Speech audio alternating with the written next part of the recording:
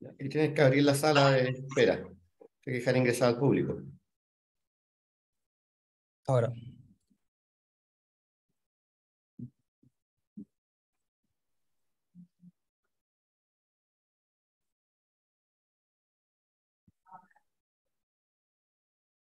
Perfecto. Ya estamos.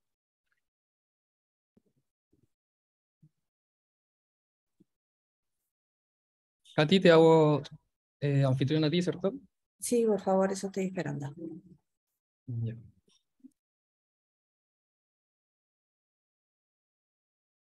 Ya, estamos listos.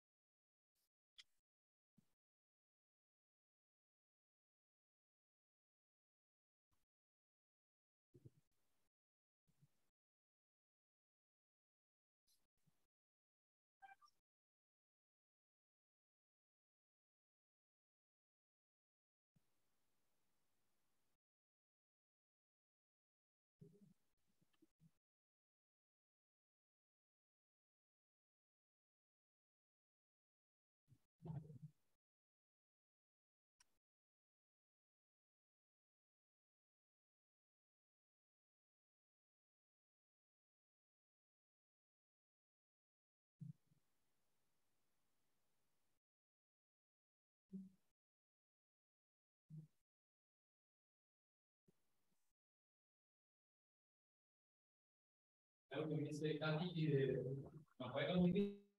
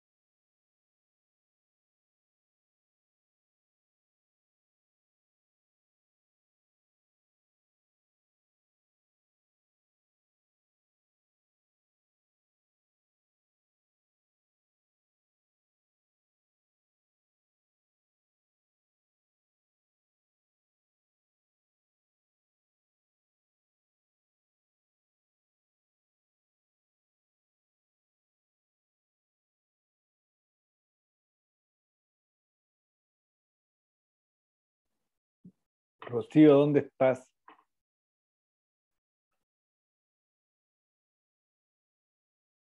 ¿En Concepción? Yo no, estoy en Santiago. Ah, vale, vale, vale. Sí, ¿y tú, Tomás? Santiago, mi oficina. Sí. Sí, yo estoy en las mismas, pero me voy el viernes a Concepción. Ah, dale, dale. Pero tú vivías en Santiago o en Concepción. ¿Tú vivías antes de la convención? No, no, no, siempre he vivido en mi región.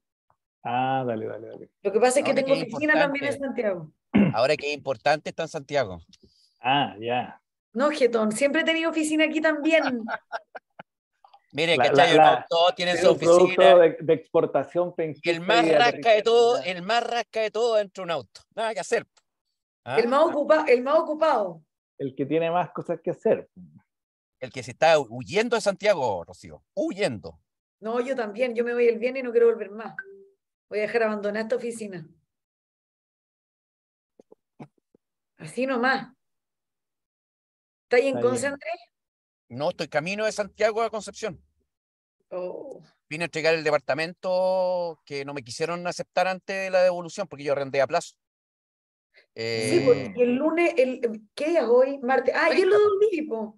No, hoy día, 30. Ah, Hoy día lo devolvía y todo lo que hay que hacer. Mostrar el departamento, que no me robe nada, que no queme las cortinas. Sí. Ah. Ahí te van descontando el mes de garantía por Correcto, y por así cada fue mancha, nomás. por cada Así mancha. fue nomás. Empezaron a notar en un ticket empezaban. Sí, sí, sí, sí. Y ahí veía cómo sufría mi colon. José, Obvio, obvio. Uno tiene la atento, ilusión José de que le van a Doe. devolver el mes y jamás va a pasar. José, porfa, No. responde el celular. José, atento. Que José conteste. José Doe. No, José Muy, Doy. muy.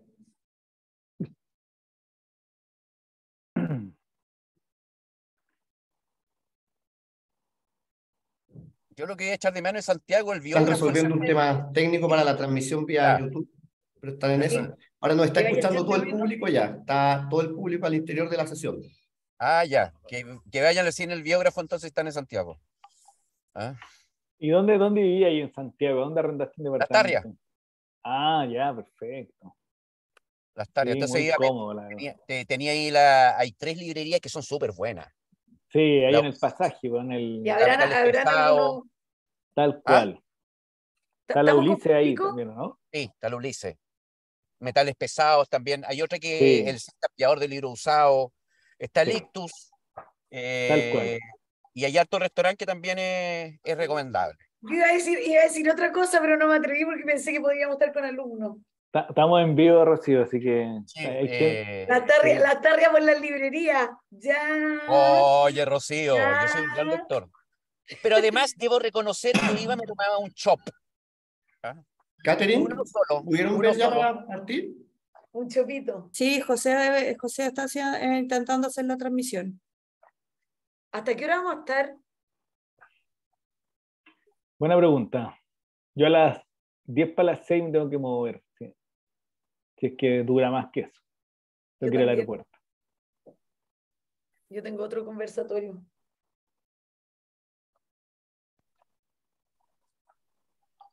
Déjate de pontificar, Rocío. Estoy más cabreada que no sé qué.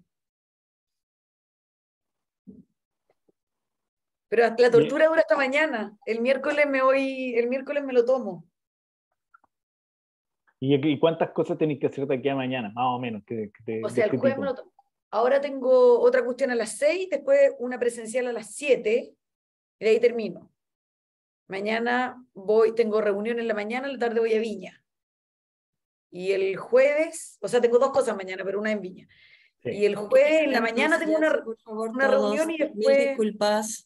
Vamos a comenzar la transmisión ahora, así que Dale, gracias. Manuel, Silencio, Manuel silencio. Campos, atento. Atento, atento, Manuel.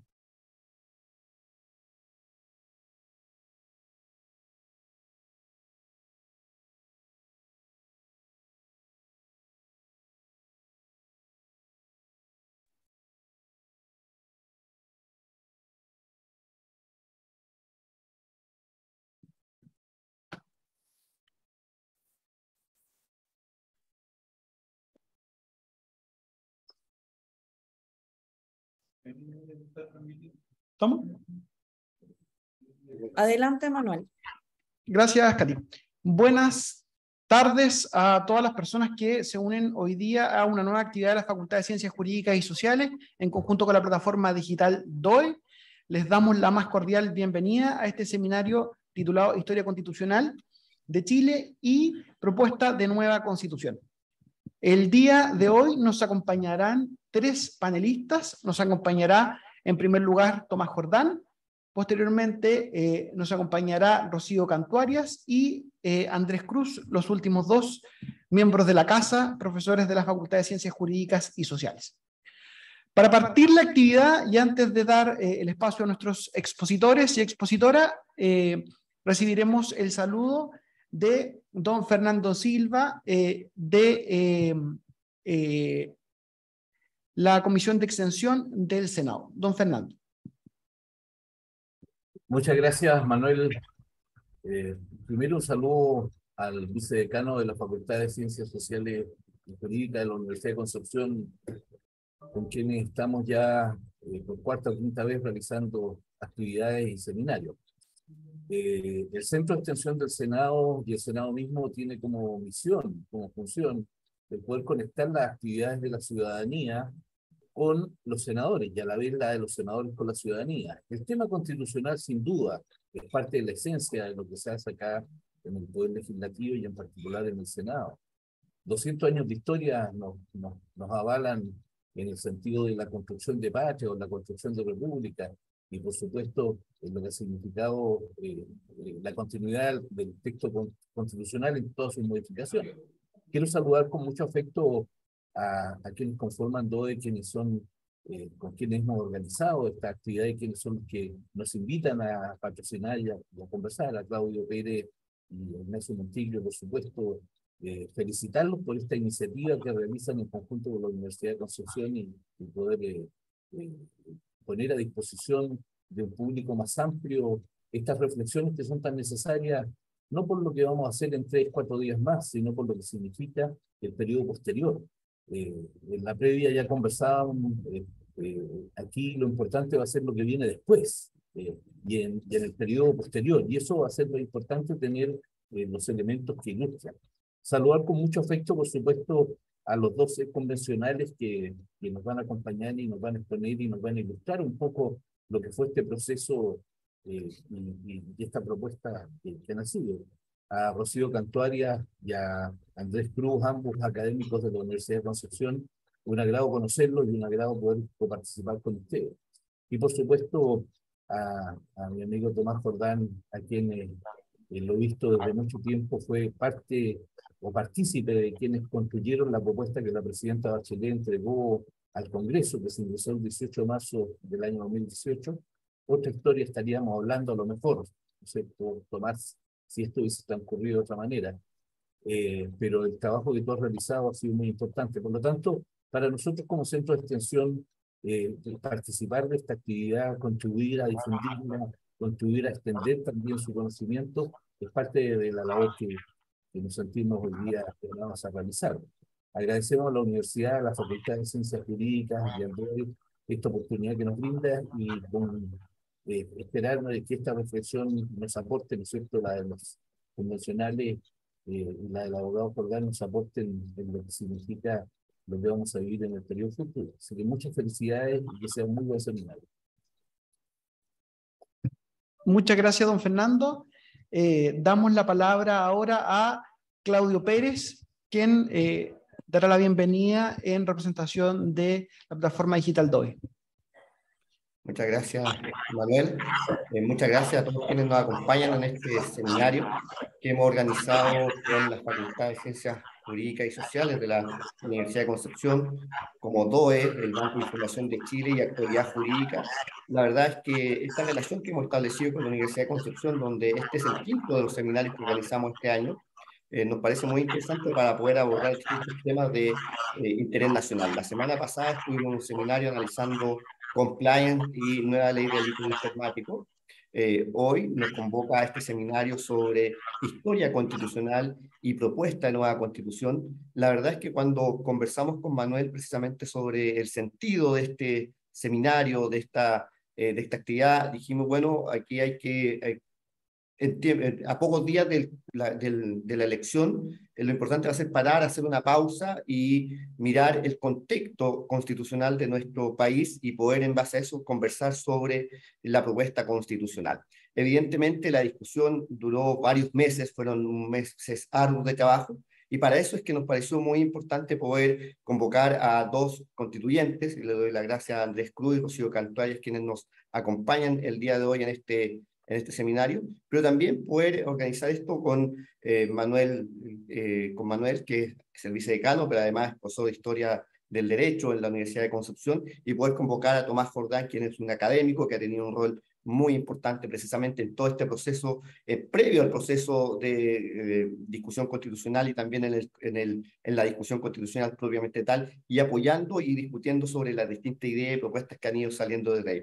La verdad es que, como bien decía Fernando Silva, el director ejecutivo del Centro de Extensión del Senado, quien patrocina esta actividad y quien ha acompañado este trabajo conjunto que hemos hecho con la Universidad de Concepción, la importancia de poder reflexionar esto no solamente hoy día, sino que también para poder mirar lo que va a ocurrir el día después, el día 5 de septiembre, a contar de aquel día, independiente del resultado que exista, va a haber que mirar precisamente el proceso constitucional en el cual ha comenzado Chile a construir precisamente este diálogo, esta deliberación pública en torno a las distintas ideas y propuestas.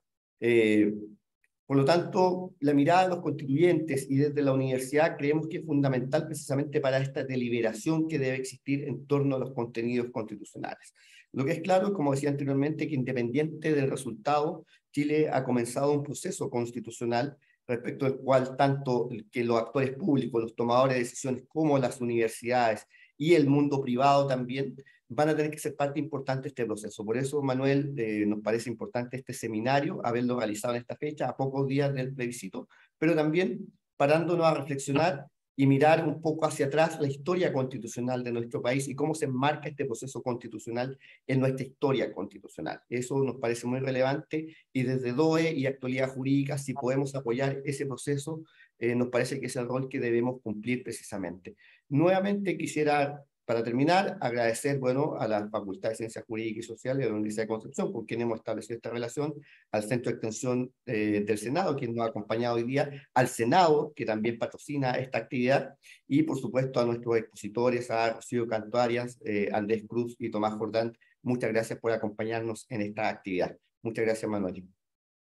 Muchas gracias, Claudio, y desde la Facultad de Ciencias Jurídicas y Sociales agradecemos esta alianza efectivamente que hemos formado con DOE y la participación que hoy día tenemos en manera conjunta con el Centro de Extensión del Senado. Como bien dice Claudio, hoy día, a diferencia de seminarios anteriores, el énfasis lo queremos poner en el proceso. Es decir, queremos independizarnos hoy día un poco del texto y analizar el proceso constituyente en sí, las particularidades que este tiene y cómo se inserta este a la luz de nuestra historia constitucional. Y por eso hoy día tenemos tres invitados. Tenemos al profesor Tomás Jordán de la Universidad Alberto Hurtado, tenemos a los exconvencionales profesora Rocío Cantuarias de nuestra universidad y al profesor Andrés Cruz también de nuestra universidad. El formato será bastante parecido al que hemos utilizado en otras oportunidades. Cada expositor contará con entre 15 y 20 minutos como máximo para exponer sobre el tema y posteriormente recibiremos preguntas de parte del público. Partiremos con Tomás. Tomás es profesor de la Universidad Alberto Hurtado y profesor de Derecho Constitucional y ha sido siempre una cara visible cuando se tiene que hablar y un rostro siempre permanente cuando se tiene que hablar de procesos de cambio constitucional en los últimos años. Su participación en el proyecto constitucional del gobierno de Michelle Bachelet, que ya se había resaltado por don Fernando hace un rato, fue importantísima. Por eso ha sido una de las personas que hemos elegido con Claudio para participar de esta actividad y esperamos que nos pueda ilustrar en el tiempo que tiene con su exposición sobre el tema. Tomás, bienvenido y muchas gracias por participar. Hola a todas y a todos, muchas gracias por la invitación. Manuel, Claudio, Fernando, un gusto estar con Andrés y especialmente con Rocío. Encantado de verdad. Así que y un reconocimiento principalmente a Rocío y a Andrés de lo que hicieron todo este año anterior, así que valga el reconocimiento independiente del resultado. Me parece que ser parte de la convención constituyente democrática, deliberativa, que hemos tenido en democracia, me parece clave. Es parte de la historia de nuestro país, parte de la historia constitucional y parte también de lo que vamos a hacer, independiente del resultado. Yo creo que ahí hay, marca un hito y ahí quiero decir un par de cosas en larga línea de tiempo, por decirlo de alguna manera. ¿Y por qué razón? Porque cuando uno habla de una constitución, o de cambio constitucional en realidad, de un nuevo texto constitucional, siempre va a haber una mezcla, y eso yo, lo que he seguido los procesos de cambio hace ya alrededor de 10 años, hay una mezcla de tradición, de correcciones constitucionales o institucionales y de innovación. Me parece que todo nuevo texto es una mezcla de esas tres cuestiones. Y por lo tanto, cuando uno examina la historia constitucional y qué lo que han sido nuestros textos constitucionales, han sido una mezcla de esas tres cosas, y en la propuesta que vamos a votar el domingo no es ajena a ello. Y por lo tanto, hay cuestiones que vienen de la larga historia constitucional. Alguna vez en SECPRES, cuando éramos asesores, y yo era asesor de la expresidenta y de la misma Secretaría de la Presidencia, no lo tengo por ahí, lo voy a buscar, lo pensé buscar, pero no alcancé, que era un texto de cada una de las normas del texto vigente que tenía una historia constitucional larga. Y por lo tanto, de qué texto venía cada una de esas frases que estaban ahí. Pero me acuerdo de una en particular, a modo de ejemplo, básicamente, porque la historia constitucional siempre es larga. En el fondo, la idea de nación venía incluso de esta idea española de la Constitución de Cádiz, de la idea de nación, de soberanía compartida entre el monarca y el pueblo. Por lo tanto, la idea que incluso aterriza acá es una idea de soberanía compartida. No es una idea de soberanía exclusiva necesariamente. Y eso son ideas que están en el texto constitucional vigente, que son tributarias de la larga historia constitucional. Pero ahí quiero hacer tres momentos, si se me permite. Uno, necesariamente fijaron la estructura del texto propuesto, qué elementos de ese texto propuesto responden a esta idea de tradición, o esta idea de innovación o de corrección, y después a partir del mismo texto, tomando ciertos elementos históricos, cuál es nuestra proyección, eventualmente si gana el apruebo o eventualmente si gana el rechazo, porque en el caso que gane el rechazo, hay varias cuestiones que van a estar ahí y que son, yo creo que ya están asentadas. Entonces, primero que todo, curiosamente voy a partir por la actualidad, y después me voy hacia atrás y después camino hacia adelante, por decirlo de alguna manera. Primero que todo, me parece que si uno tuviera que definir estructuralmente el texto propuesto que votamos el domingo, hay varios elementos que lo definen. Uno, lo que se ha dicho y que voy a simplemente sintetizar, la idea de un Estado social. Y por tanto, la estructura, la columna vertebral del texto se ordena en una idea bajo la lógica lógica redistributiva y solidaria con mira a la corrección de las desigualdades. Por lo tanto, la definición de Estado social nos liga necesariamente a un tipo de derechos que permite esas correcciones de desigualdades, que son los derechos sociales. ¿Y por qué es tan relevante en la historia corta? Porque el estallido social tuvo como un diagnóstico común que eran las desigualdades propiamente tal. En el fondo, todos los foros, todos los programas de televisión, todo los análisis académicos de ese tiempo, post octubre, noviembre de 2019, tenían que ver con la desigualdad. Por lo tanto, ahí hay un elemento de Estado social que tengo a la vista porque no es nuevo, básicamente. Hay una línea, hay una tradición chilena que tiene que ver con Estado social y derechos sociales. 2, 3 tiene que ver con la idea de Estado regional. Y por lo tanto, esta idea de distribución del poder versus el Estado unitario. Me parece que el Estado regional es una columna vertebral muy clave en la propuesta, y por lo tanto hay que mirarla también a la luz de cómo ha sido la disputa histórica sobre Estado centralizado versus Estado distribuido de poder. 4, la idea de Estado-nación versus la idea de plurinacionalidad. Acá también hay un derrotero largo que lo podemos rastrar hasta el siglo XIX, incluso antes, cuando los distintos pueblos era el reconocimiento que se le daba jurídicamente. Hay cuestiones que aparecen sí o sí en esta discusión, como la paridad, como la relación entre naturaleza y desarrollo económico.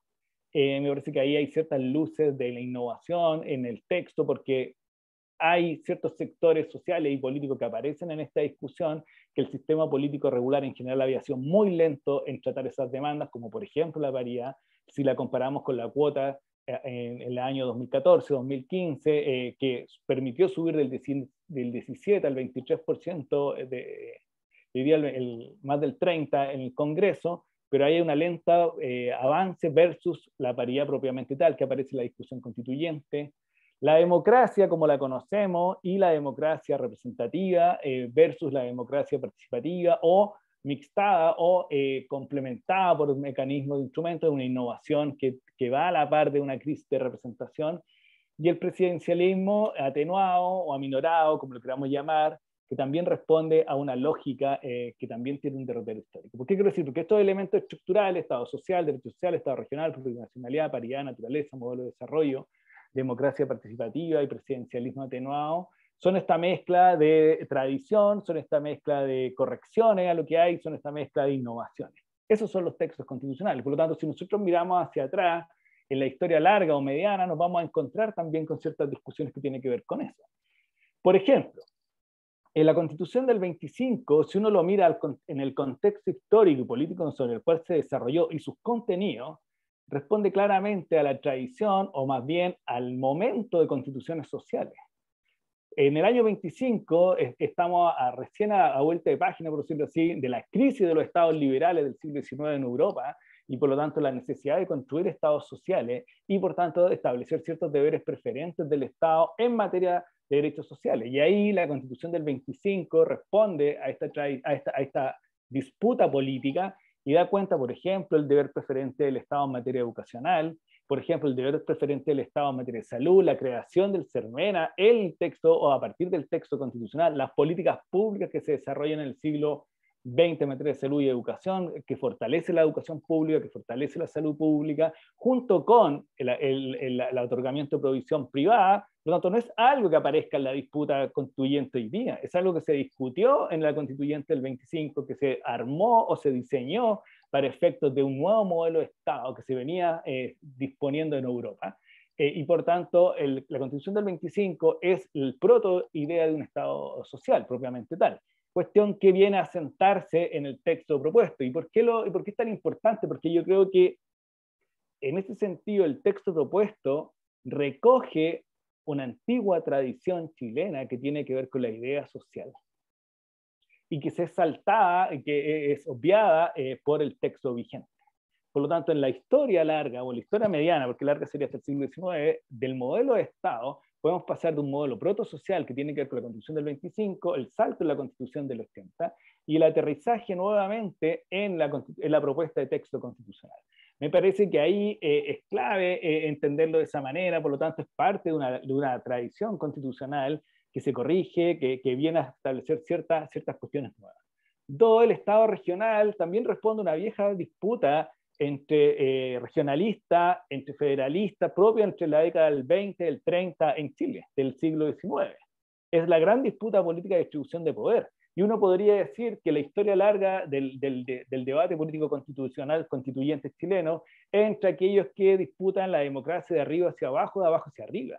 Y eso se ve en la distribución de poder, entre los centralistas, unitaristas, en los que terminan venciendo a partir del 1829 en Chile, y por lo tanto se instituye en la Constitución del 33 la idea de un Estado unitario fuerte, centralizado, bajo la lógica de orden y autoridad, que es la lógica tradicional del mundo conservador chileno, autoridad y orden, y por lo tanto eso se centraliza en la figura del o del presidente de la República.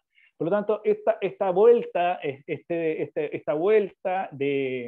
en la discusión constitucional sobre un Estado regional o unitario altamente descentralizado, que es la categoría técnica del Estado regional, no es una cuestión que aparezca acá, sino que las disputas políticas constitucionales no es que se silencian, pero vuelven a aparecer. Y en esto vuelve a aparecer en la discusión constituyente, y por lo tanto la definición como un Estado regional o altamente descentralizado también responde a una lógica o a una disputa política jurídica de larga data. Lo mismo en la idea de plurinacionalidad, no como concepto de plurinacionalidad, sino la conformación de distintas naciones o la conformación de distintos pueblos del Estado de Chile. ¿Por qué razón? Porque la pregunta cuando se define el Estado tiene que ver con quiénes conforman el Estado, quiénes van al pacto constituyente, quiénes van al pacto fundante. Y por tanto la pregunta es, ¿quiénes concurren a él? Y aquí necesariamente uno tiene que hacerse cargo de su propia historia, que en el siglo XIX hay dos momentos. En el momento previo a la idea de Estado-Nación, Nación entendía que el derrotero histórico de Latinoamérica, en la creación de los estados latinoamericanos, se sostiene en la idea de que para configurar los estados necesitas la unidad poblacional, necesitas la unidad de las personas que están ahí. Y por lo tanto se trae la idea francesa del Estado-Nación. Pero a diferencia de Europa, que en su gran mayoría, no en todo, se configura de ciertas naciones van diseñando el Estado, En América Latina se configura al revés, se crean los estados y en esas personas que habitan en su interior son parte de una idea ficta de nación. ¿Por qué ficta? Porque se dispone que todos los que estamos dentro de este territorio pertenecemos a esa nación. Pero antes de eso, los textos jurídicos antiguos hablaban de pueblos, hablaban de distintos pueblos, el pueblo chileno y otros pueblos, en el entendido, en el equivalente más bien a que esos pueblos conformaban grupos humanos que tenían cierta tradición, cierta cultura, cierta lengua, cierta forma de ver el mundo, cosmovisiones, que es equivalente, por decirlo de alguna manera, a la idea de naciones. ¿Por qué es importante? Porque la idea de plurinacionalidad y la idea de la concurrencia de distintos pueblos está en la historia constitucional chilena. O sea, y voy a contar una forma. Nosotros cuando redactamos el proyecto de la expresidenta Bachelet, dice, los pueblos de Chile vienen a otorgarse la siguiente constitución. Y eso no es un invento de ese momento, sino que se ha extraído de los primeros textos jurídicos chilenos. Entonces se hace un guiño, por decirlo así, histórico a esta conformidad o a esta conformación plural. Después me quedo con dos elementos que me interesan mucho. Uno, que el presidencialismo, al final nos sostenimos en el presidencialismo, nos quedamos en el presidencialismo. Hay poca innovación respecto de la figura del diseño presidencial. Yo creo que, salvo la simetría del Congreso y la iniciativa exclusiva, estamos dentro de los elementos propios de un régimen presidencial a todas luces, que se definen por la elección directa del presidente o presidente y por la fijeza del mandato, es decir, que no puede ser removido por la mayoría política, sino que solo puede ser removido eventualmente por una acusación constitucional, que es una hipótesis jurídica política. Por lo tanto, acá hay cierta conservación del modelo, pero además se dio en la convención una disputa que se había dado exactamente muy parecida, con distintas posiciones en la Constitución del 25, que es la necesidad de avanzar en un sistema distinto, pero que al final la cultura política del momento, y en este caso la cultura política del presente, nos dispone a la mantención del sistema presidencial. Lo curioso era que en ese momento el Partido Comunista estaba por el parlamentarismo y pierde su hipótesis, y acá está por el presidencialismo y la gana. Y por lo tanto hay cosas que hay ciertas continuidades, pero también hay ciertos cambios.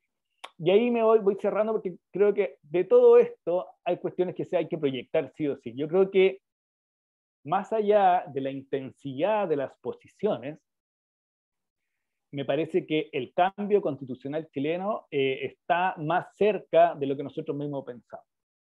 Es decir, si uno tuviera que fijar una línea temática hacia futuro, y por eso voy entrando en la tercera parte final, de los temas que van a configurar el nuevo texto constitucional, gane el apruebo, gane el rechazo, apruebo con reforma, o rechazo el nuevo proceso, o la decisión que toma el sistema político, van a estar con mayor o menor intensidad, yo creo, los mismos temas. Es decir, el Estado social me parece que ya es parte de un pacto constituyente chileno, con distintas dimensiones, porque hay una diferencia entre cuánto Estado y cuánto rol de los privados. Los derechos sociales ya son parte de este pacto constitucional. La idea de mayor descentralización, y hay un problema de intensidad más que de la configuración, está dentro de la discusión constitucional. La idea del reconocimiento de pueblos, llámese plurinacionalidad u otra forma, es parte ya del proceso constituyente. La paridad me parece que es parte ya de la estructura. Vamos a ver si eso se ejecuta o no, pero me parece que hay una cuestión que es clara, que frente a convenciones paritarias, resultados paritarios. La naturaleza o el equilibrio entre naturaleza, medio ambiente y desarrollo económico, con las intensidades que cada uno tendrá o mirada, es parte ya del texto constitucional. La democracia participativa, como complementando la democracia representativa, me parece que ya es parte de la discusión constitucional y eventual pacto constituyente, y dentro de los márgenes del presidencialismo más, presidencialismo menos, ministro coordinador, ministro jefe de gabinete, incentivo a la cooperación, parece que nos vamos a seguir moviendo dentro de cierto espacio presidencialista, menos que ocurra otra cuestión que no hemos visto. ¿Pero qué quiero decir con esto? Que al mismo tiempo, como somos parte de ciertas tradiciones históricas, de ciertas innovaciones, yo creo que ya estamos construyendo un pacto que todavía falta por cerrar, porque yo creo que aquí claramente hay un problema de intensidad por la forma en que se compuso la convención y por la forma en que están compuestos el sistema político fuera de la convención. Me refiero al sistema político regular, al Congreso, al Legislativo, al Ejecutivo. Por lo tanto, en ese mundo es donde falta cerrar el pacto constitucional. Yo creo que ahí, insisto en este punto, y ahí voy cerrando, hay un tema de intensidad, hay un tema de distintas miradas sobre el mismo tema, no sobre el tema. No hay una disputa sobre los temas, a menos que sean muy puntuales, pero me parece que No hay una gran diferencia hoy día en tener un Estado social, con derechos sociales, con mayor descentralización, con reconocimiento de los pueblos, cosa que no es menor, porque hace 5 años atrás, o 6, esto era todo objeto de disputa política. Cuando nosotros llevamos a cabo el proceso de la expresidenta Bachelet, hay 2 requisitos para que haya nuevas constituciones: que haya acuerdos políticos lo más amplio posible y legitimidad social. Y el acuerdo político en ese momento era recién inicial. Recién inicial estaba apareciendo Evópolis, y recién Evópolis en ese momento decía: nosotros queremos una idea de nueva constitución, pero ni siquiera la llamen nueva, sino cambio constitucional. ¿Qué quiero decir con esto? Que hemos avanzado sustancialmente mediando la convención constitucional. Ojalá que podamos tener un texto lo antes posible, y por lo tanto que parte de esta discusión constitucional que nos traslada al pasado nos lleve necesariamente al presente y al futuro en una nueva constitución que nos permite iniciar el camino hacia el bienestar con mayor igualdad y mayor corrección de desigualdades. Muchas gracias.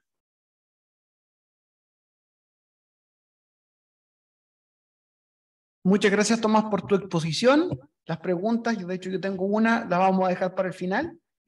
Y ahora vamos a dar paso a nuestra segunda expositora, la profesora Rocío Canto Arias, que es ex convencional constituyente y profesora de nuestra facultad. Rocío, muchas gracias por aceptar la invitación y bienvenida a la actividad.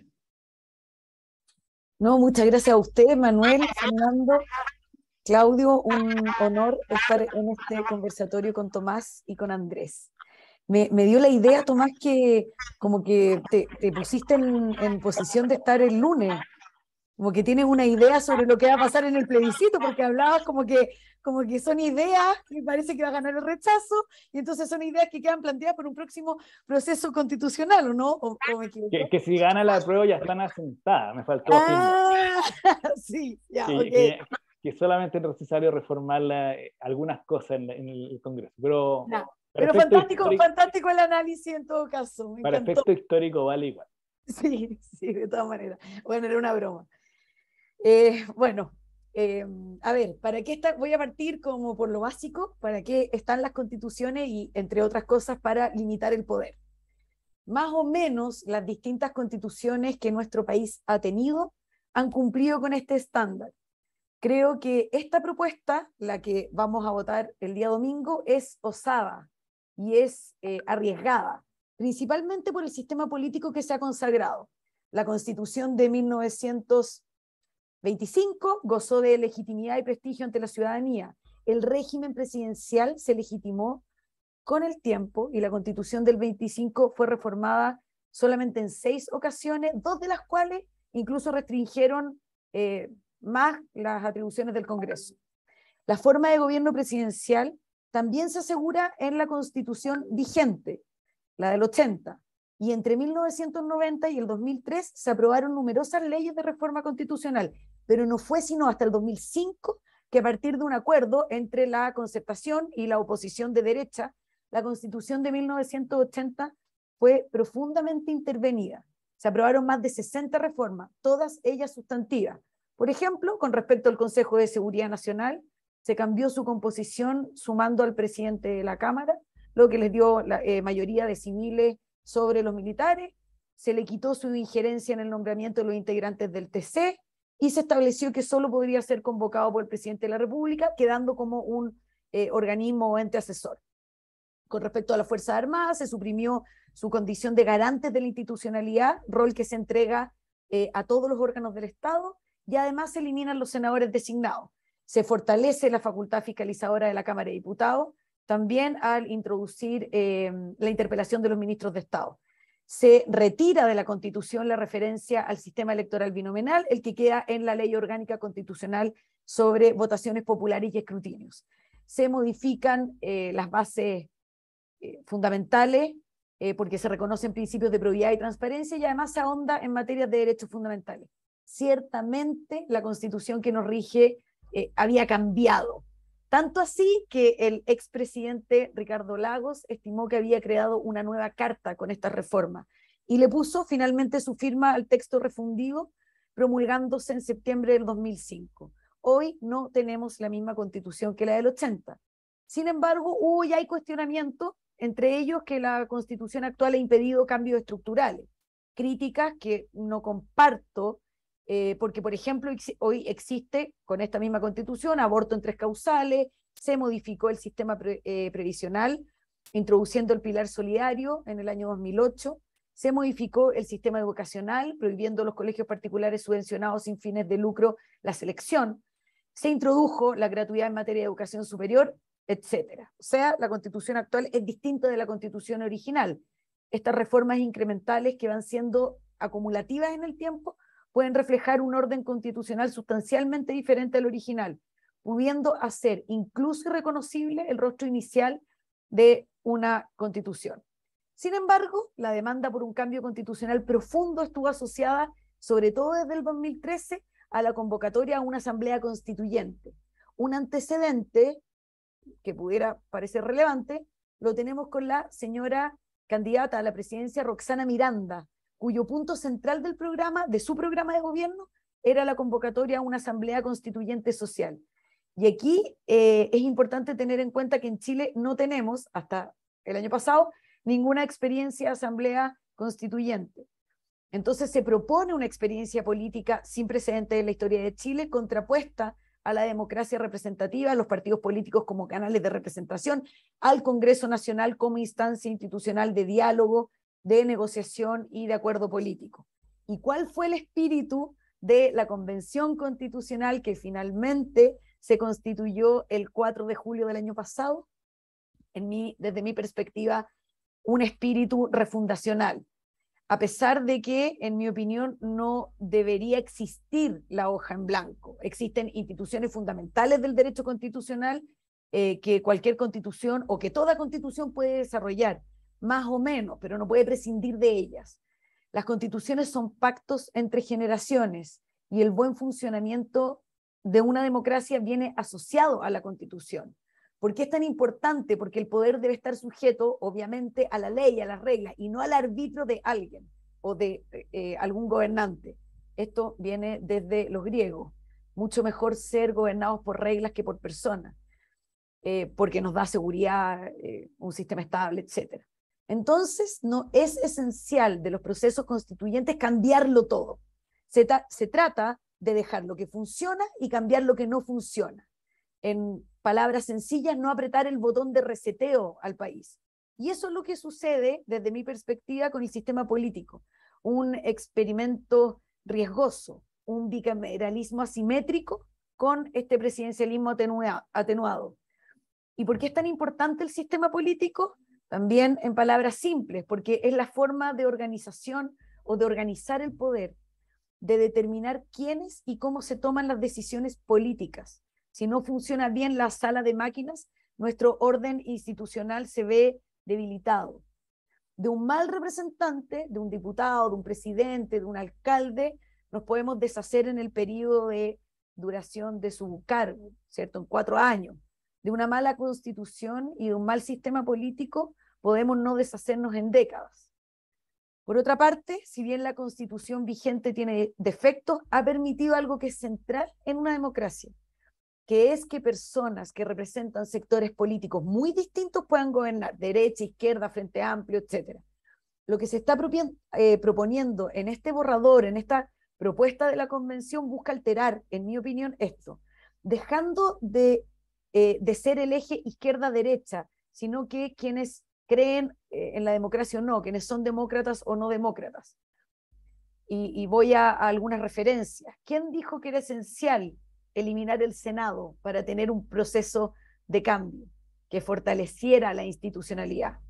Ningún convencional lo pudo evidenciar. Ningún académico, ningún experto, ningún invitado en la convención logró ofrecer argumentos de peso, sustantivos, para suprimir esta institución. Entonces, se elimina nomás el Senado, terminando su rol como contrapeso del poder político, y eso es lo importante, y con la participación de las regiones en las decisiones nacionales, sin, esta es mi opinión, ningún argumento racional. Yo no soy defensora del Senado como tal, pero sí defensora de la democracia, y para que exista una democracia sana, se requieren límites al poder con contrapesos, y el Senado era precisamente uno de estos contrapesos. Para quienes somos de regiones distintas a la metropolitana, esto además nos afectará ya que se termina con la posibilidad de que los senadores, por esencia representantes regionales, participen de muchas de las decisiones nacionales, como por ejemplo en una ley de reforma, un proyecto de ley de reforma de pensiones. Por otro lado, también respecto del sistema político que se ha consagrado en el borrador, un sistema, esta es mi perspectiva, unicameral, porque la Cámara de las Regiones es decorativa. El Congreso de Diputados puede ignorar su postura, la de la Cámara de las Regiones, prácticamente en todos los temas, menos en las leyes de concurrencia regional. Tan claro es que, en mi opinión, esta Cámara de las Regiones es aspiracional o decorativa, que si la Cámara de las Regiones quiere conocer de un proyecto de ley que no sea de estos de acuerdo regional, por ejemplo, en materia de pensiones, el Congreso puede insistir, el Congreso de Diputados, por mayoría en su planteamiento y deja sin poder a la Cámara de las Regiones. El Congreso de Diputados tendrá al menos 155 miembros y a esto se tienen que sumar los cupos o sillas reservadas de los pueblos indígenas, en mi opinión, alterando la igualdad del voto. La elección de los integrantes de la Cámara de las Regiones se elige en conjunto con las autoridades comunales y regionales, no con el Congreso de Diputados, lo que demuestra que está anclado en el poder legislativo.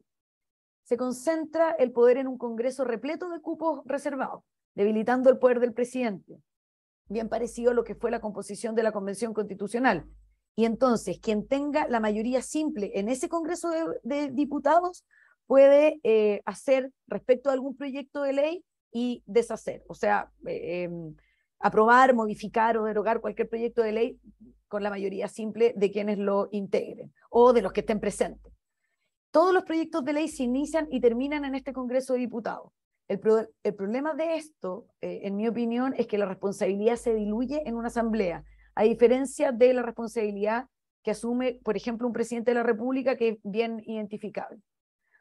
Sobre los mínimos requisitos de elegibilidad, se permite que prácticamente cualquier persona pueda ser candidato a diputado y también a representante regional. Lo mismo que el presidente de la República, porque los requisitos, por ejemplo, el de la edad se baja.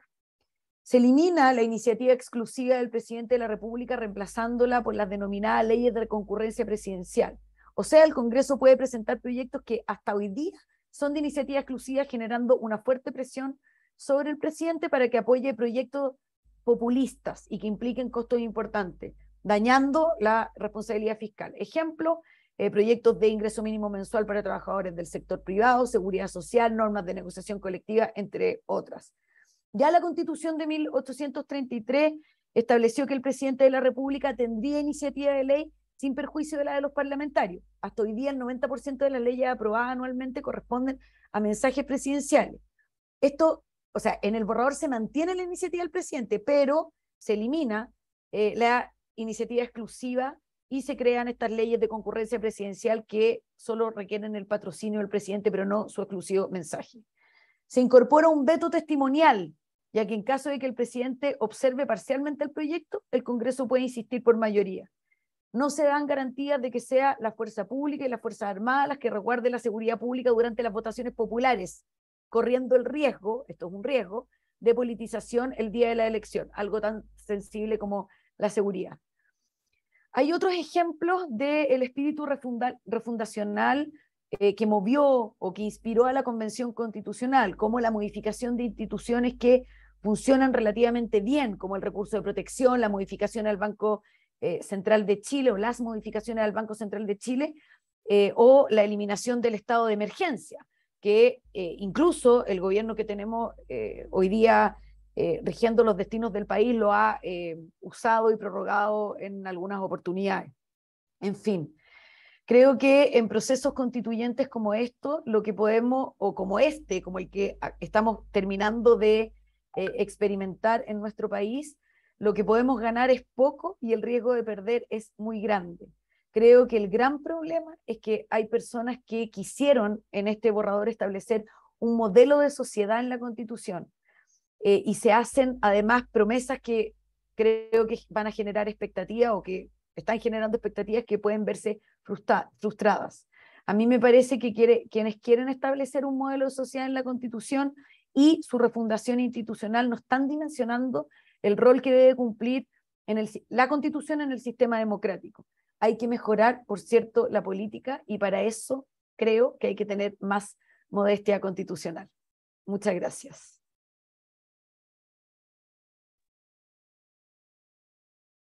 Muchas gracias a Rocío por su intervención. Como mencioné anteriormente, las preguntas las dejaremos para el final de las intervenciones de todos nuestros expositores, y ahora pasaremos a escuchar al último, el profesor Andrés Cruz, profesor también de la casa. Andrés, muchas gracias por atender nuestra invitación, particularmente las circunstancias en que te encuentras en estos momentos. Bienvenido a su casa y puede iniciar su exposición. Muchas gracias, profesor, por la invitación, y también a la organización, a Tomás. Y una vez más, es un agrado estar con doña Rocío Cantuarios. ¿Cómo estás, Rocío? Hola, Rocío. Nos sentábamos juntos en la convención, aunque opinamos diametralmente distinto. Ella votaba rojo, yo votaba verde. Yo votaba rojo y ella votaba verde. Y así sucesivamente nos íbamos en la convención. Pero tuvimos una visión más o menos análoga respecto del proceso. Yo les tengo que pedir disculpas, efectivamente estoy camino de vuelta a Concepción desde Santiago, y voy a enfocar la exposición más que nada en el proceso. Voy a decir un par de palabras del contenido, pero prefiero ir al proceso en sí. Yo debo manifestar que cuando asumí el cargo, se nos había advertido con antelación de que iban a haber grupos que iban a tratar de entorpecer la ceremonia de Asunción. La verdad es que yo, y levantando el velo, yo soy de aquellos que van a aprobar la propuesta de nueva constitución y sin condiciones, pero no porque crea que no tiene que ser modificada, sino que la misma propuesta en el artículo 7º transitorio contempla la posibilidad de que la Cámara de Diputados y el Senado actualmente en vigor introduzcan aquellos ajustes que sean indispensables para poder poner en marcha este proyecto. Y creo que es sin condiciones porque sobre la marcha se pueden ir concluyendo que se hace necesario no solamente por razones de técnica, por razones económicas, por razones de muchos aspectos, tener que ir estableciendo alguna dinámica de reforma que permita favorecer esta implementación. ¿Por qué saca alusión esto y además el inicio? Porque en un inicio creo que le exigimos mucho a la convención en torno a buscar una reconciliación que la verdad es que está muy lejos de poder materializarse. Primero que nada, nosotros estamos en una sociedad que está pasando por un conflicto político y social, que en un año, sobre la base de todo el tiempo que había que dedicar a poder elaborar este proyecto, era imposible que se salvara. Lo que logró y el objetivo por el cual se levantó una convención constitucional, y así lo permite concluir la génesis, fue que era tal la crisis de noviembre del 2019 que estuvimos a puertas de estar en la caída de un gobierno constitucionalmente elegido, por la irrupción de fuerzas que finalmente tenían una visión, un descontento que la institucionalidad todavía en vigencia no da las alternativas para los efectos de poder canalizar. Es decir, nuestra institucionalidad, que fue creada en el contexto de la Guerra Fría, de la democracia protegida y en la que se tiene una profunda desconfianza con la participación ciudadana, no tiene las vías para poder dar salida a toda esta energía que finalmente termina decantándose, y aquí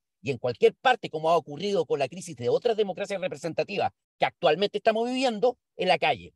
Y lo que se hizo fue extrapolar toda esa energía para los efectos de que se ventilara todas las diferencias al interior, nada más ni nada menos que del ex Congreso Nacional, y con el apoyo irrestricto de los funcionarios de las secretarías del Senado y la Cámara de Diputados, sin los cuales esto habría sido sencillamente imposible.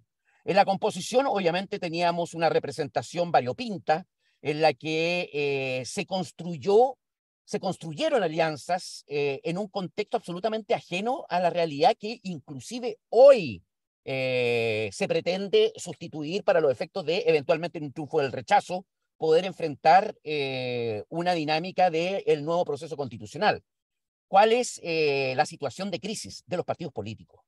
La irrupción de grupos independientes, este ánimo antipartidos, no fue consecuencia de una circunstancia espontánea, se viene arrastrando hace mucho tiempo, y aquí le cae una responsabilidad enorme a los partidos políticos, que hasta el momento tampoco, creo yo, han sabido asumir una autocrítica necesaria para poder dar una vía o una solución o un proceso de reconstrucción para los efectos de ofrecer una alternativa democrática a la crisis actualmente vigente.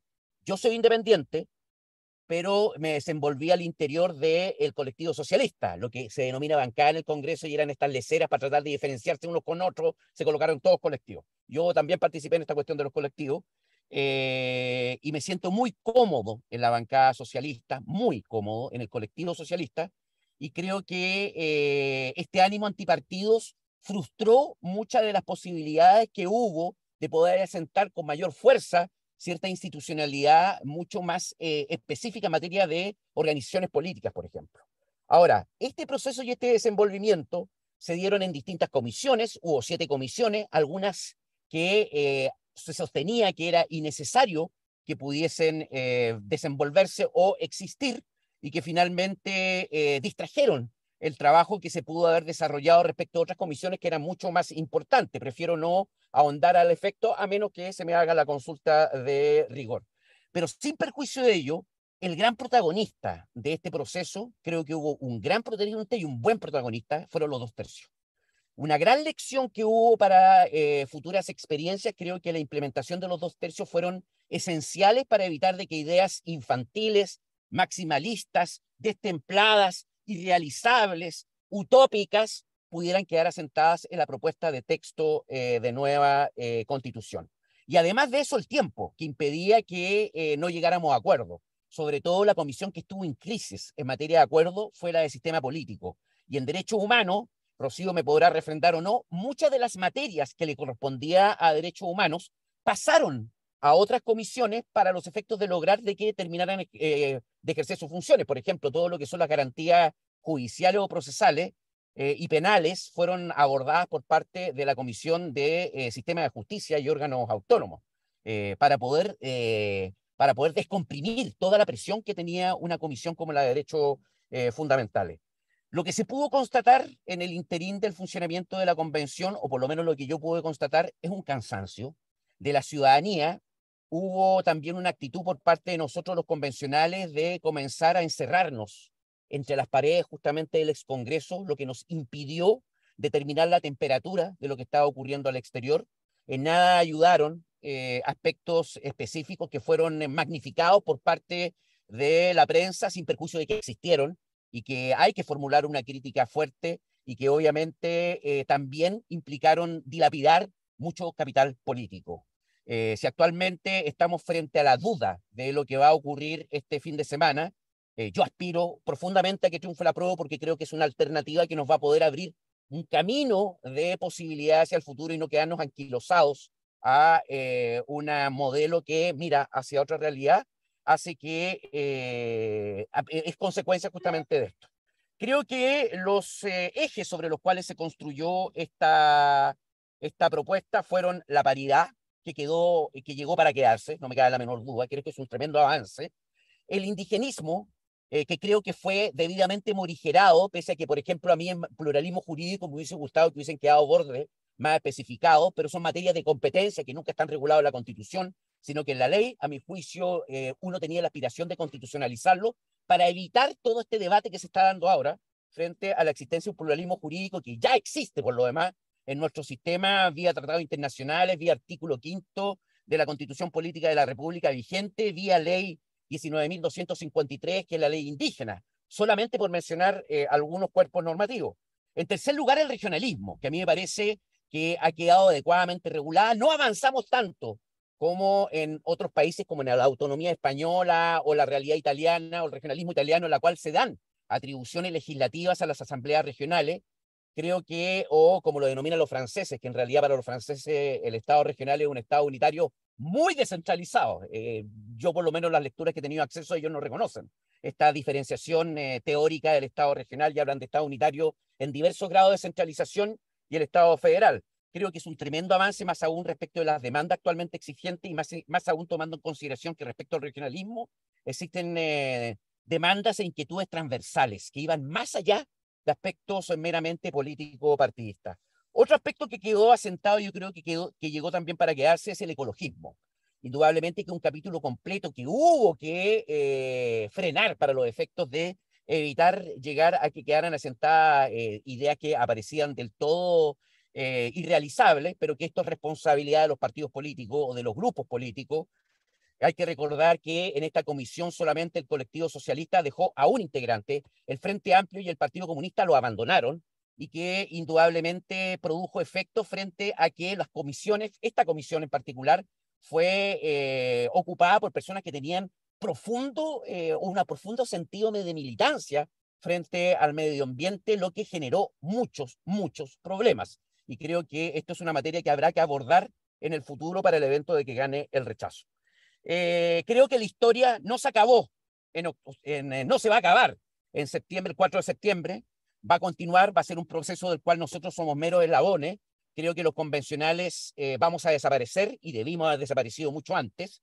Creo que la historia no comenzó en octubre del año 2019, es una perspectiva demasiado mesiánica y que lamentablemente muchos convencionales sustentaron como algo inequívoco.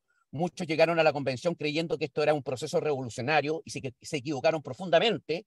Y menos mal que se equivocaron, e insisto que gracias a los 2/3 finalmente se logró frenar estas tendencias totalitarias y que por lo demás no vi yo con mucha perspectiva de tener una voz para los efectos de abrirse al diálogo. Así como tampoco vi algunos sectores de ultraderecha que estaban por efectivamente abrirse a poder ceder frente a lo que pretendían quedar anquilosado y no hubiese ningún tipo de transformación.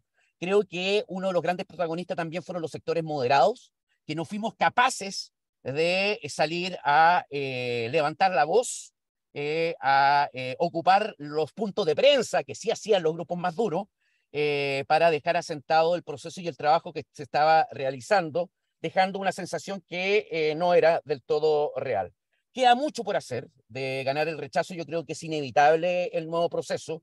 Yo creo que, a diferencia de Rocío, tengo un matiz, porque creo que la Constitución del 80 sigue siendo la Constitución de la dictadura cívico-militar. No han habido profundas modificaciones en la base de la institucionalidad, no han habido modificaciones en el régimen político, no han habido profundas modificaciones en los quórum legislativos, no han habido tampoco profundas modificaciones en lo que es un sistema de justicia que está pegado en el siglo XIX, aun cuando está regulado en una constitución del siglo XX, y creo además que no han habido seriedad en torno a asumir que la constitución política de 1980, no solamente el cuerpo normativo de estos 140 y tantos artículos, sino que son estas alrededor de 22 leyes orgánicas constitucionales, que actualmente estamos en una paradoja. El quórum de reforma de una constitución actualmente vigente es 4/7, y resulta que las leyes orgánicas constitucionales tienen un quórum de reforma más elevado que el de la Constitución, que es de 3/5, y que forman parte del cuerpo y del proyecto constitucional de la dictadura cívico-militar. Por lo tanto, creo que cuando se critica a la propuesta de ser muy extensa, 388 artículos, no se toma en consideración la cantidad de palabras, que no nos saca del contexto internacional, y en segundo lugar, no se toma en consideración que la propuesta elimina estas leyes de quórum reforzado de manera tal de que muchas de las disposiciones que estaban asentadas en leyes orgánicas constitucionales pasan a formar parte del cuerpo constitucional.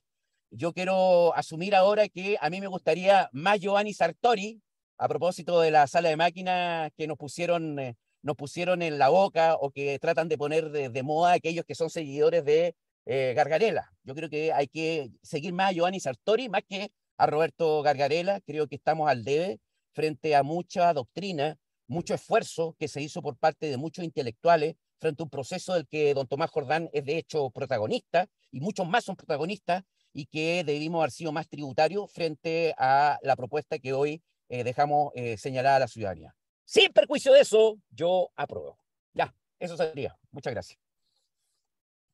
Muchas gracias, profesor Cruz, por su intervención. Vamos a partir con las preguntas. No apague la cámara, no se preocupe, que todavía no lo vamos a dejar tranquilo. Ahora vamos a partir con la ronda de preguntas, y el privilegio del moderador es que él puede preguntar primero, así que voy a partir yo con una pregunta que me puedan responder los tres. Y tiene que ver con una idea que instaló Tomás en su presentación, con la idea de tradición constitucional, y con ciertas instituciones que él consideraba que de una u otra forma estaban ya recogidas e insertas en nuestra tradición constitucional. Él nos habló, por ejemplo, de la idea de los pueblos originarios, del sistema regional o la descentralización y algunas otras. De hecho, hay algunos autores como, por ejemplo, Ruiz Tagle, que nos hablan de su continuidad en la idea de 5 repúblicas y por lo menos en mi parte yo creo que existe una continuación entre la tradición constitucional al término de la vigencia de la Constitución del 25 y una vez iniciado la vuelta de la democracia, y que en el fondo quienes fueron los defensores de esa tradición fue el Grupo de Estudios Constitucionales o Grupo de los 24. Esa es una posición particular mía. Ahora, en base a esta idea, ¿creen o sienten tanto los ex convencionales como Tomás que hubo ciertos sectores de la convención que se situaron como carentes de la continuación de esta tradición constitucional? Es decir, que ellos no formaban parte de la tradición constitucional y la tradición constitucional partía en ellos, y hay que a partir de este nuevo proceso se iniciaba una nueva tradición constitucional. Eso por una parte. Y en segundo lugar, en caso de que llegase a ganar el rechazo y tuviésemos una continuidad de este proceso constituyente, ¿creen que sería una necesaria modificación en materia de elección de nuevos constitucionales la forma de participación de los independientes en relación o comparándola con el proceso de elección original de convencionales? Esas son mis preguntas. Les pido que por favor intervengan y mientras tanto vamos recibiendo las preguntas del público. ¿Puedo contestar primero, que me tengo que ir en 3 minutos? Perfecto, Tomás, no hay problema. Dale, mil perdones y permiso a la Rocío con Andrés.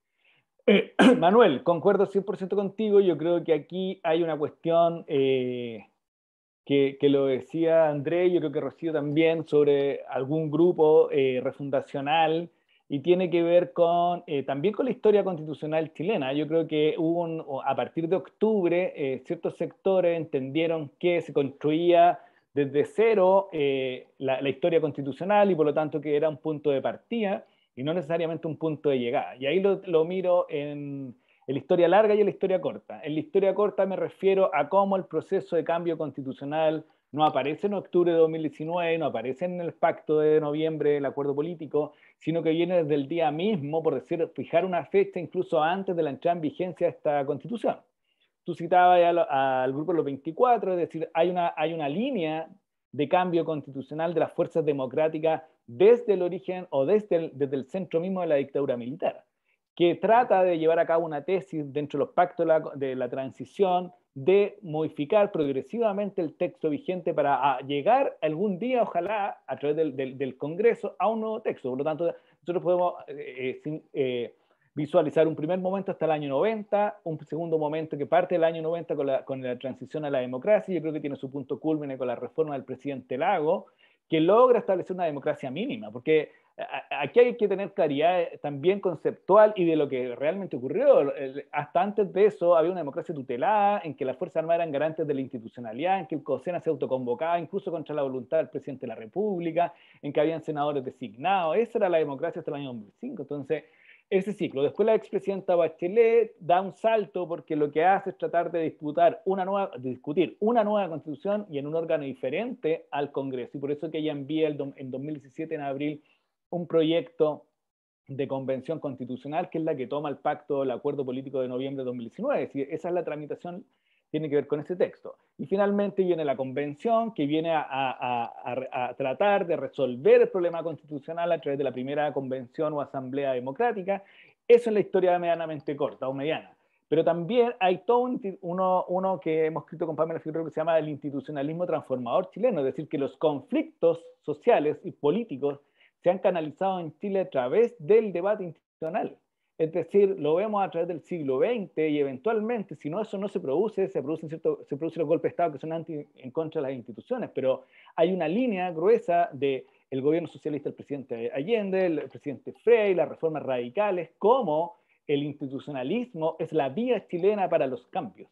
Y por lo tanto, plantear una tesis refundacional respecto de que la convención primero no tenía borde. Acuérdense que se discutió 3, 4 veces, ahí me corregirá Andrés y Rocío, respecto del quórum.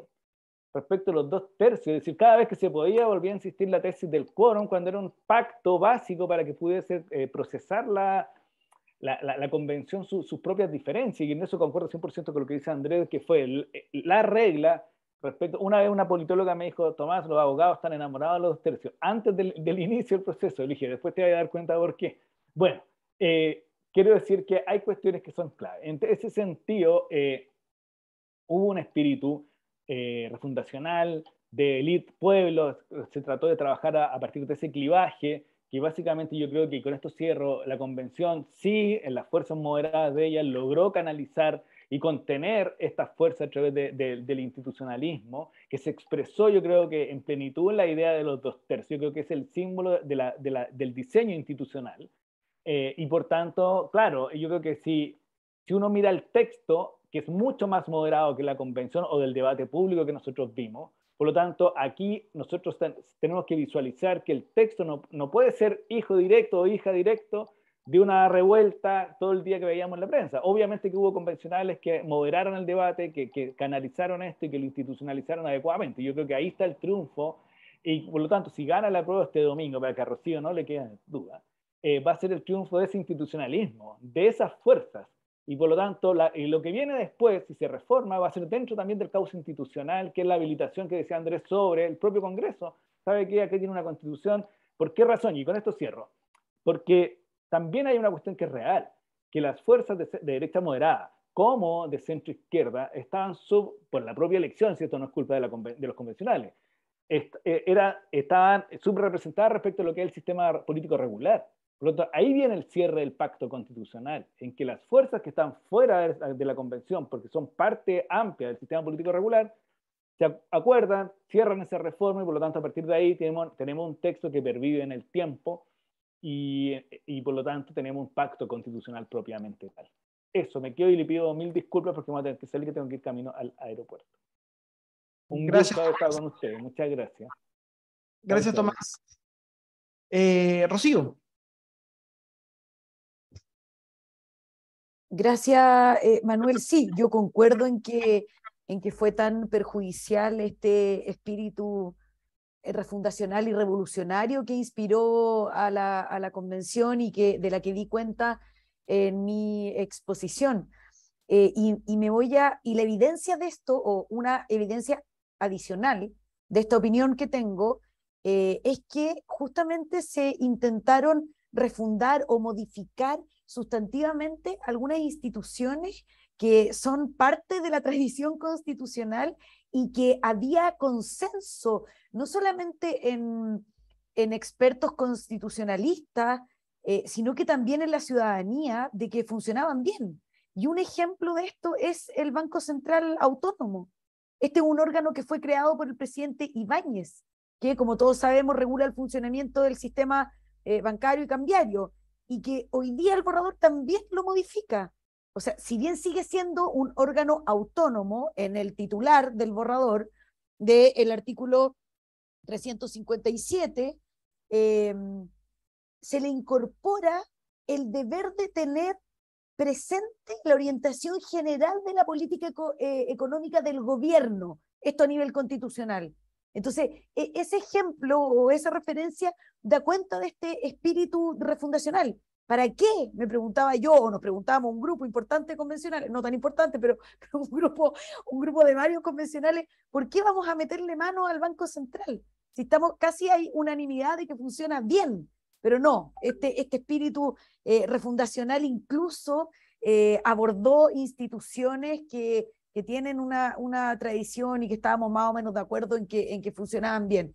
Y respecto de la elección o que haya consenso en la participación de independientes que representaban, ¿no es cierto?, que ellos se autodenominaban que eran prácticamente los únicos que representaban al pueblo, que a mí me parece una opinión arrogante y falaz, o incompleta, ¿no es cierto?, porque los representantes en cargos de elección popular somos todos los que salimos electos, no solamente la lista del pueblo o los independientes no neutrales, estas listas que no iban por los partidos políticos.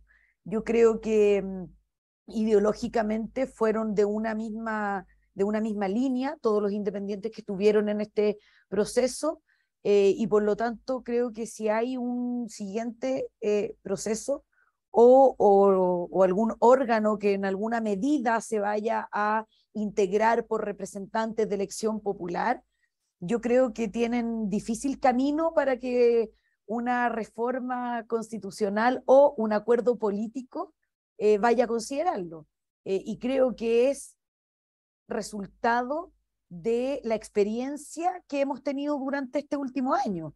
Entonces, que de los errores o de no repetición de garantías, tal vez tenemos que aprender, o de buscar alguna fórmula que permita que sean independientes de verdad, y no ideológicamente de una línea política, además tan radicalizada como la que vimos al interior de la convención.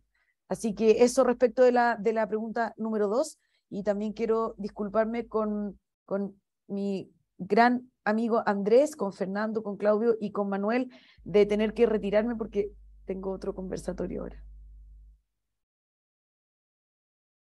Muchas gracias, Rocío, por tu participación y por la respuesta. Don Andrés, quedamos con usted.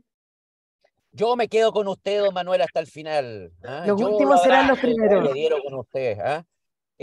Bueno, primero que nada, yo creo que hay que tomar en consideración. Chao, Rocío, que te vaya bien. Nos vemos seguramente en otro conversatorio por ahí. Ya, chao. Hemos estado en un montón de conversas y seminarios con Rocío. Primero que nada, yo creo que hay que tomar en consideración que efectivamente, y aquí rescato lo que dijo don Tomás Jordán, en términos que los sectores más vociferantes y radicalizados y que en general tenían una vinculación con las listas de independientes, pretendieron echar abajo la regla de los 2/3. Y esto se dio en la disputa del reglamento. Costó mucho, ¿eh? Costó mucho mantener los 2/3. Finalmente se logró vía una fórmula que tal vez sea criticable, pero que finalmente nos permitió mantener este quórum que finalmente impidió que una mayoría circunstancial pudiese imponer ciertas ideas que eran destempladas a toda costa, y permitió también instalar otras temáticas que eran necesarias. Hubo, y aquí tienes razón tú, Manuel, cuando haces la consulta en torno si hubo grupos que sentían que no existía continuidad en torno a lo que ellos proponían. Sí, creo que muchos de ellos de oídas sabían que existían puntos de vista tendientes a perfeccionar nuestro modelo constitucional, sobre todo en puntos que se asilaban en el regionalismo, pero que no quisieron reconocer de que esto respondía a una lucha que venía muy anterior a octubre del 2019. Recordemos que aquí hay manifestaciones que se dieron en Coyhai, que se acuerdan, en Aysén, en Chiloé, en el norte de Chile, en Calama, y que por lo tanto no es algo que haya sido monopolio de los convencionales, y menos de aquellos que se decían refundacionales. Aquellos que tuvieron una posición más moderada sabía que había que recoger toda esta riqueza que existía en torno a las disputas y propuestas que se han venido asentando durante el tiempo, y para el evento de que el día de mañana gane el rechazo, que yo no quiero que ocurra, pero si llega a ganar el rechazo, indudablemente creo que hay que rescatar lo que está contenido en la propuesta, que creo que fue bastante moderado en torno a lo que en un inicio se pretendía dejar asentado, y también aquello que se viene desarrollando a través de diversos estudios que realizan distintos grupos, o la tradición viene justamente, como tú lo indicas, del grupo de los 24. Tengo que decir algo del Banco Central. Tengo que decirlo, me voy a quedar callado, pero lo tengo que decir.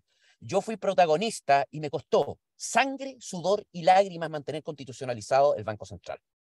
Y por lo tanto, costó también muchas transacciones el mantener constitucionalizado el Banco Central, y hay muchas normas que inclusive se perfeccionan dentro del Banco Central. Lo que está vinculado a esto del tener presente el sistema económico parte de una norma que está en la Ley Orgánica Constitucional actualmente vigente del Banco Central, cuyo quórum de reforma es el mismo que está en la norma constitucional, y que le debimos elevar a categoría constitucional porque eliminamos las leyes orgánicas constitucionales. Lo mismo ocurre con el sistema de remoción de los consejeros. De hecho, se eliminó esta remoción política que le permitía al presidente de la República, en conjunto con el Senado, remover a los miembros del Senado, a los consejeros del Banco Central, dejando asentado única y exclusivamente que se podía realizar a petición del presidente, de los consejeros o de un grupo de miembros del Congreso, diputados o diputadas, pero resuelto siempre por la Corte Suprema, lo que permite evitar el sesgo político que hoy en día existe en la ley orgánica constitucional de la ley orgánica del Banco Central, si no mal recuerdo en el artículo 17 para que lo consulten, o 19, donde está esa causal de remoción. Por lo tanto, creo que el Banco Central quedó mucho más reforzado hoy que lo que existe, en la propuesta de lo que existe hoy. Y creo que respecto a los independientes es indispensable transparentar la línea ideológica que ellos sustenten. Efectivamente, uno de los problemas que hubo es que no eran tan independientes como uno creía. Finalmente, al interior de la convención funcionaron con bandera, tenían declaraciones de principio, le faltaba el puro himno nomás para ser partido político, y por lo tanto no era muy transparente esto de la independencia. Y para ir cerrando respecto a lo mismo, también hay que ser más claro en torno a las identidades, porque había muchas identidades pequeñas, sectorizadas o territoriales, que finalmente trataron de reivindicar perspectivas en la Convención Constitucional, lo que obviamente no era el lugar. El lugar podrá ser el Parlamento, pero no un debate constitucional. Está muteado, don Manuel. Muchas gracias, don Andrés. Me mutearon, lamentablemente, pero ya que usted nos queda y estamos tocando este último tema, le hago una pregunta que realizaron los participantes del público. Hay alguien que nos dice: muchas gracias por esta interesante ponencia, vivo fuera de Chile y me cuesta ordenar pensamientos respecto al texto. Se ha hablado que la izquierda institucionalizada influyó en independientes y otros, debilitando la base democrática del proceso. ¿Qué tanto peso efectivamente tenían? Bueno, a ver, yo me considero humildemente dentro de la izquierda institucionalizada. Yo formé parte del colectivo socialista y por lo tanto creo que logramos, al contrario de lo que sustenta la pregunta, lograr evitar de que se fuera o que finalmente tuviésemos que sacrificar el proceso con antelación. Si hubiesen quedado las ideas que pretendían dejar asentados los grupos más radicalizados, yo creo que ni siquiera estaría conversando con ustedes acá. Esto ya habríamos abortado ya este proceso mucho antes, tomando en cuenta que hubiese sido imposible llegar a la etapa de haber terminado dentro del plazo y con algo que sustentan y apoyan justamente a aquellos que estamos juntos o que apoyamos, sustentamos, levantamos el concepto de democracia y que aceptamos que haya personas que piensen distinta y que efectivamente conviven con nosotros en el mismo país. Nosotros somos capaces de conversar con la derecha, con un sector de la derecha o con toda la derecha, y así también como podemos conversar con otros sectores de izquierda que puedan tener una visión distinta, porque no vamos a imponer. Nosotros venimos a dialogar y fuimos a dialogar dentro de la convención. Convencer, sí, no imponer ni adoptar una actitud totalitaria y violenta que pretendía cancelar o callar a aquellos que tenían posiciones diferentes. Nosotros creemos que las personas que tienen diferencia en un proceso democrático son legítimos contradictores y se merecen todo el respeto, y eso pretendemos y eso logramos que quedara sentado finalmente la propuesta de Carta Fundamental. Muchas gracias, Andrés, por tu opinión y por responder las preguntas que te hemos formulado. Con esto vamos cerrando y vamos poniendo término a este seminario que organizamos de manera conjunta la Facultad de Ciencias Jurídicas y Sociales, la plataforma digital DOE y el Centro de Extensión del Senado. Le damos las gracias a Claudio y a Fernando por su colaboración y hacer posible esta actividad, tratando siempre, como es el sello de nuestra facultad, de que las actividades sean lo más plurales posibles y que representen a todos los sectores del pensamiento y espectro político. Les damos muchas gracias a todos y todas por estar en esta actividad y nos veremos en una próxima convocatoria que realizaremos, ojalá con DOE, y sigamos fortaleciendo esta alianza. Muchas gracias a todos y todas. Muchas gracias.